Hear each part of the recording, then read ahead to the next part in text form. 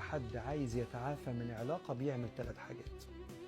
أول حاجة ما بيتابعش العلاقة القديمة خالص، فما تتابعوهوش على السوشيال ميديا بيشير ايه وراح فين وبيصيف فين ومتصور مع مين واكل ايه، لانه خلاص مشي وعايش حياته وانت لسه مسجونة جواه وهو بينسى، فما تتابعوش. عشان كده نعمل حظر، بلوك عن كل حاجة. 2، نعيد تقييم العلاقة سلبيا، يعني نفتكر الأيام الوحشة اللي في العلاقة، فيحصل ده ريفريمينج، إعادة إطار إن ربنا نجاني بعد ما أبقى حاسس إن أنا فقدت حب وعمر، لا ده إن ربنا نجاني، عن طريق إعادة الإطار، إعادة التفكير بشكل سلبي. الحاجة الثالثة إن إحنا ننشغل في حاجة فيها إكرام للنفس، إن لنفسك عليك حقا. فاللي عايز يلعب رياضة، واللي عايز يركز في شغله، واللي عايز يعمل أعمال خير، واللي عايز يعبد ربنا،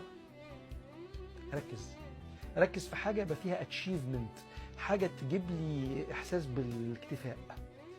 ساعتها البني آدم هيتعافى إن شاء الله، ونسيه خالص، لأن مش شرط ربنا دلوقتي يوريكي فيه آية وحسبنا الله ونعم الوكيل فتقع على دماغه حاجة وهو ماشي، ولا لا خلاص ممكن يخطب ويتجوز وينبسط.